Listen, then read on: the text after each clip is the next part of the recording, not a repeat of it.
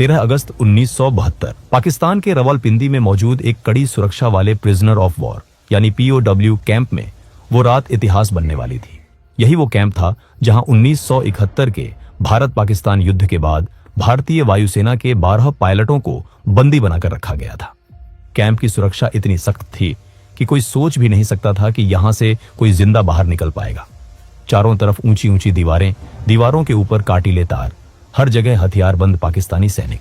लेकिन इसी नामुमकिन जगह पर 3 ऐसे भारतीय पायलट मौजूद थे जिनके इरादे किसी दीवार, किसी तार और किसी बंदूक से डरने वाले नहीं थे। वो इस जेल से कुछ इस तरह भागे जिसे देख पाकिस्तानियों के होश उड़ गए। इस कहानी की शुरुआत होती है 3 दिसंबर 1971 से, जब भारत और पाकिस्तान के बीच जोरदार युद्ध चल रहा था। जमीन पर भारतीय सेना हर मोर्चे पर पाकिस्तान को पीछे धकेल रही थी, लेकिन आसमान में हालात उतने आसान नहीं थे। पाकिस्तान के जफरवाल शहर के पास बना एक ऊंचा वॉच टावर भारतीय वायुसेना के लिए बड़ी परेशानी बन चुका था। वहां से पाकिस्तानी सेना भारतीय मूवमेंट पर नजर रखती थी और कई बार भारतीय विमानों पर सटीक फायरिंग भी की जाती थी। इस वॉच टावर को तबाह करने की जिम्मेदारी दी गई भारतीय वायुसेना के जाबाज पायलट दिलीप पारुलकर को। दिलीप पारुलकर अपने साहस, अनुशासन और हिम्मत के लिए जाने जाते थे। उन्हें पता था कि मिशन आसान नहीं है, लेकिन देश के लिए यह जोखिम उठाना जरूरी था। 10 दिसंबर 1971 को दिलीप पारुलकर अपने सुखोई 7 फाइटर जेट के साथ मिशन पर निकले। जैसे ही वो वॉच टावर के पास पहुंचे, पाकिस्तान की एंटी एयरक्राफ्ट गनों ने जबरदस्त फायरिंग शुरू कर दी। गोलियां सीधे उनके जेट की तरफ आ रही थी। कुछ ही पलों में उनका विमान बुरी तरह डैमेज हो गया। हालात बिगड़ते देख पारुलकर ने बिना समय गवाए इजेक्ट किया। उनकी जान तो बच गई, लेकिन किस्मत ने उन्हें दुश्मन की जमीन पर उतार दिया। जमीन पर उतरते वक्त पारुलकर पहले से घायल थे। दर्द से जूझते हुए वो खुद को संभाल ही रहे थे कि आसपास के पाकिस्तानी आम लोग वहां जमा होने लगे। भीड़ दुश्मन चिल्लाने लगी। देखते ही देखते लोगों ने उन्हें पीटना शुरू कर दिया। उनका सामान छीन लिया गया। चोट, थकान और मारपीट की वजह से पारुलकर वहीं बेहोश हो गए। अगर थोड़ी भी देर हो जाती तो शायद भीड़ उन्हें जान से मार देती, लेकिन तभी पाकिस्तानी सैनिक वहां पहुंच गए। सैनिकों ने भीड़ को हटाया और कहा, यह जिंदा हमारे ज्यादा काम का है। इस तरह दिलीप पारुलकर को मौत के मुंह से निकालकर हिरासत में ले लिया गया। जब पारुलकर को होश आया तो उन्होंने खुद को एक अंधेरी, तंग और सीलन भरी कोठरी में बंद पाया। सामने एक पाकिस्तानी अधिकारी खड़ा था। उसने कागज और पेंसिल उनकी तरफ बढ़ाए और कहा, आदमपुर एयरबेस का नक्शा बनाओ। आदमपुर एयरबेस भारतीय वायुसेना का एक बेहद अहम ठिकाना था। पारुलकर ने तुरंत मना कर दिया। इसके बाद शुरू हुआ टॉर्चर का सिलसिला। आखिरकार भारी दबाव में आकर पारुलकर ने नक्शा बना दिया। पाकिस्तानी अधिकारी बहुत खुश हुआ, लेकिन कुछ देर बाद वो गुस्से में वापस लौटा। असल में पारुलकर ने आदमपुर एयरबेस का नहीं, बल्कि मुंबई एयरपोर्ट का नक्शा बना दिया था। गुस्से में अधिकारी ने सजा सुना दी। पूरी रात कोठरी के एक कोने में खड़े रहना होगा। एक गार्ड को आदेश दिया गया कि अगर पारुलकर बैठे तो तुरंत गोली मार दी जाए। पूरी रात पारुलकर खड़े रहे। शरीर जवाब दे रहा था, लेकिन गार्ड को उन पर तरस आ गया।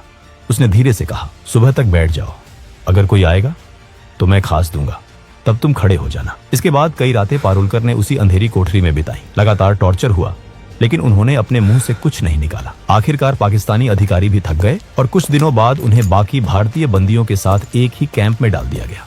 यही था रावलपिंडी का POW कैंप, जहां भारतीय वायुसेना के 12 पायलट कैद थे। यहां पारुलकर को पता चला कि बाकी साथियों के साथ भी ऐसा ही बर्ताव हुआ था। सबने दर्द सहा था, लेकिन किसी का हौसला नहीं टूटा था। इस कैंप के इंचार्ज थे उस्मान हामिद। वो भारतीय पायलटों के साथ सम्मान से पेश आते थे। हालांकि कई पाकिस्तानी अधिकारियों को ये बात बिल्कुल पसंद नहीं थी। उसी उस्मान हामिद ने भारतीय पायलटों को एक कैसेट प्लेयर और एक एटलस दिया। शायद उन्हें अंदाजा भी नहीं था कि ये छोटी सी मदद आगे चलकर कितनी बड़ी कहानी लिखेगी। 25 दिसंबर 1971 को कैंप में खबर पहुंची, ढाका में पाकिस्तान ने सरेंडर कर दिया है। भारत युद्ध जीत चुका है। 93,000 पाकिस्तानी सैनिक भारत की कायद में थे। कैंप में खुशी की लहर दौड़ गई। सबको लगा कि अब जल्द ही वो घर लौटेंगे, लेकिन दिलीप पारुलकर का मन कुछ और कह रहा था। उन्हें पता था कि कैदियों की अदला बदली में लंबा वक्त लग सकता है। उन्होंने साथियों से कहा, अगर हम यहां बैठे रहे तो शायद सालों लग जाए, क्यों ना हम खुद ही रास्ता निकालें। पहली बार किसी ने उनका साथ नहीं दिया, लेकिन पारुलकर हार मानने वाले नहीं थे। उनके दिमाग में एक बीज पड़ चुका था, आजादी का बीज, और यही बीज आने वाले महीनों में एक ऐसी योजना में बदलने वाला था जो रावलपिंडी की दीवारों को हिला देने वाली थी। 25 दिसंबर 1971 के बाद रावलपिंडी POW कैंप में एक अजीब सी खामोशी फैल गई थी। बाहर की दुनिया में जंग खत्म हो चुकी थी, लेकिन इन 12 भारतीय पायलटों के लिए लड़ाई अभी बाकी थी। सबको उम्मीद थी कि भारत और पाकिस्तान के बीच युद्धबंदियों की अदला बदली जल्द होगी, लेकिन दिन बीतते गए, हफ्ते गुजर गए। और कोई ठोस खबर नहीं आई।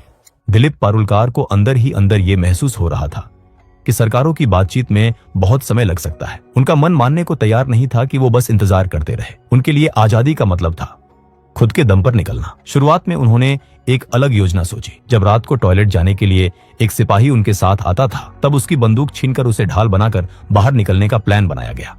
लेकिन ये रास्ता बहुत जोखिम भरा था। काफी सोच विचार के बाद पारुलकर ने यह प्लान खुद ही छोड़ दिया। समय बीतता गया, कई महीने गुजर चुके थे, लेकिन भारत सरकार की तरफ से कोई हलचल नहीं दिख रही थी। इसी दौरान कैंप में मायूसी बढ़ने लगी। तब पारुलकर ने एक बार फिर अपने साथियों से बात की। इस बार दो लोग आगे आए, MS ग्रेवाल और हरीश सिंह जी। तीनों ने तय किया कि अगर किस्मत ने मौका दिया है तो वो उसका इस्तेमाल जरूर करेंगे। अब शुरू हुआ असली प्लान।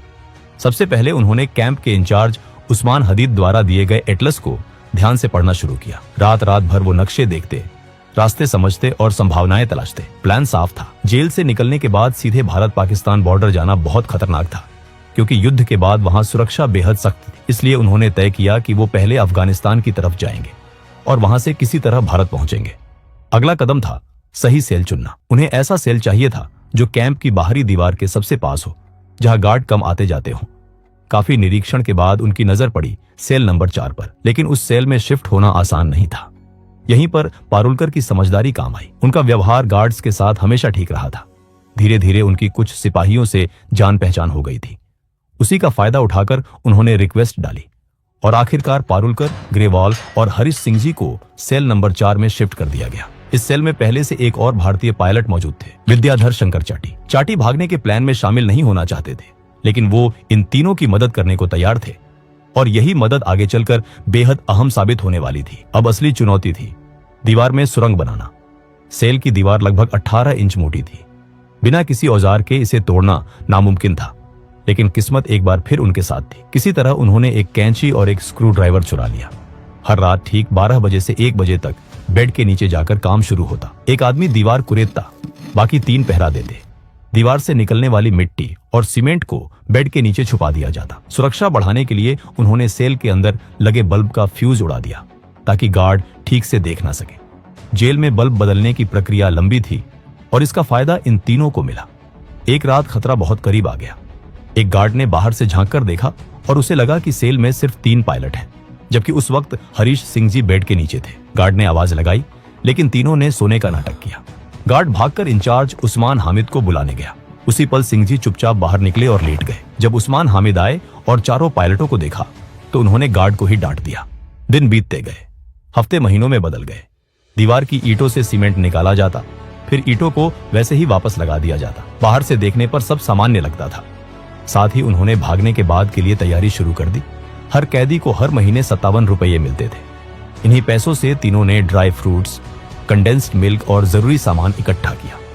उन्हें पता था कि जेल से बाहर निकलने के बाद जिंदगी और भी कठिन होने वाली है। दिशा जानने के लिए उन्हें कंपास चाहिए था। उन्होंने कैसेट प्लेयर के मैग्नेट और कपड़े सिलने वाली सुई से जुगाड़ू कंपास बनाया। पारुलकर को घर से जो कपड़े मिले थे, उनसे जेल के टेलर को पैसे देकर तीनों के लिए पठानी सूट सिलवाए गए, ताकि बाहर निकलने के बाद वो आम लोगों में घुल मिल सके। धीरे धीरे दीवार का छेद इतना बड़ा हो गया कि एक इंसान उसमें से निकल सके। आखिरी परत, जो कि सिर्फ प्लास्टर था, उसे जानबूझकर छोड़ी गई, ताकि भागने वाली रात उसे आसानी से तोड़ा जा सके। 13 अगस्त 1972 की रात रावलपिंडी POW कैंप के ऊपर काले बादल छाए हुए थे। तेज हवा चल रही थी और थोड़ी ही देर में मूसलाधार बारिश शुरू हो गई। यही वो रात थी जिसका इंतजार दिलीप पारुलकर, MS ग्रेवाल और हरीश सिंह जी महीनों से कर रहे थे। तीनों ने अपने पठानी सूट पहने, ड्राई फ्रूट्स, कंडेंस्ड मिल्क, जुगाड़ से बना कंपास और थोड़े पैसे अपने पास रखे। जाने से पहले उन्होंने अपने साथी विद्याधर शंकर चाटी को गले लगाया। अब आखिरी कदम बाकी था। पारुलकर ने दीवार की आखिरी परत को धीरे धीरे तोड़ा। बारिश की वजह से आवाज बाहर तक नहीं गई। एक एक करके तीनों उस संकरे छेद से बाहर निकल आए। बाहर आकर उन्होंने देखा दीवार के पास ही एक पाकिस्तानी गार्ड चारपाई पर सो रहा था। तीनों सीधे दीवार की तरफ भागे। कुछ कपड़ों को बांधकर उन्होंने रस्सी बनाई, उसे ऊपर फेंका और दीवार के काटीले तारों के पार अटका दिया। पहले पारुलकर, फिर ग्रेवाल और आखिर में हरीश सिंह जी दीवार फांदकर दूसरी तरफ उतर गए। अब वो जेल से बाहर थे, लेकिन असली लड़ाई अब शुरू होने वाली थी। तीनों तेजी से भागते हुए बस स्टैंड पहुंचे। किस्मत उनके साथ थी। उन्हें पेशावर जाने वाली बस मिल गई। पूरी रात सफर करने के बाद सुबह करीब 6 बजे वो पेशावर पहुंच गए। यहाँ सबसे बड़ा खतरा पहचान का था। अगर उनसे कलमा पढ़ने को कहा जाता या मेडिकल चेक होता तो तुरंत पकड़े जाते। इसलिए तीनों ने खुद को क्रिश्चियन बताने का फैसला किया। पेशावर से उन्होंने एक और लोकल बस ली और सुबह करीब 9:30 पर लंडी कोटल पहुंचे। उधर सुबह 11 बजे रावलपिंडी के वॉर कैंप में अचानक हड़कंप मच चुका था। पाकिस्तानी गार्ड्स को पता चल गया था कि तीनों भारतीय पायलट भाग चुके हैं। जब गार्ड्स उनके सेल में पहुंचे और दीवार में बना वो बड़ा सा सुराख देखा तो कुछ पल के लिए सब सन्न रह गए। किसी को यकीन ही नहीं हो रहा था कि इतनी कड़ी सुरक्षा के बावजूद ये नामुमकिन काम हो गया। गार्ड्स गुस्से से तमतमा उठे। उन्हें लगा कि अगर सीनियर अफसरों को सच्चाई पता चली तो सजा उन्हीं को मिलेगी।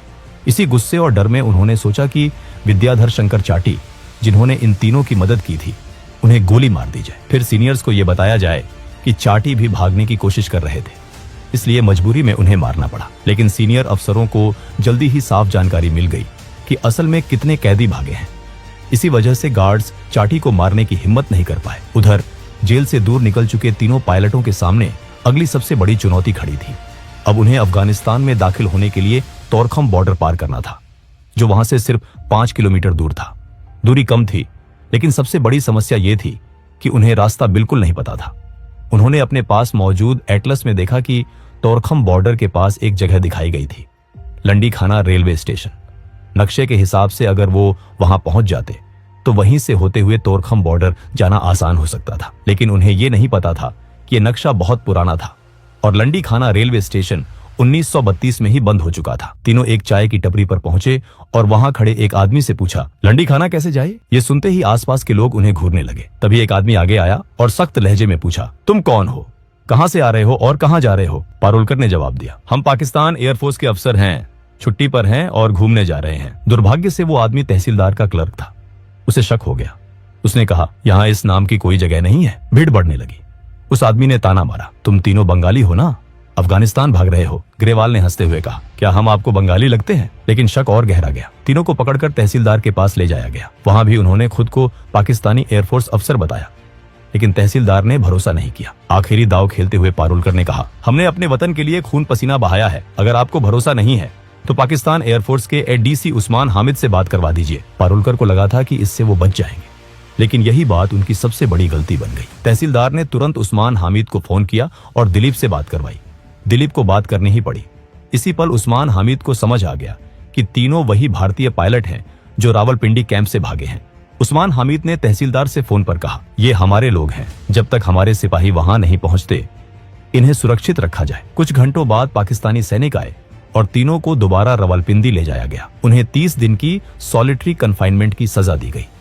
इसके बाद सभी भारतीय पायलटों को रावलपिंडी से हटाकर फैसलाबाद की जेल भेज दिया गया, जहां 500 से ज्यादा भारतीय POWs रखे गए थे। इसी दौरान भारत और पाकिस्तान के बीच युद्ध बंदियों की अदला बदली पर बातचीत तेज हो गई।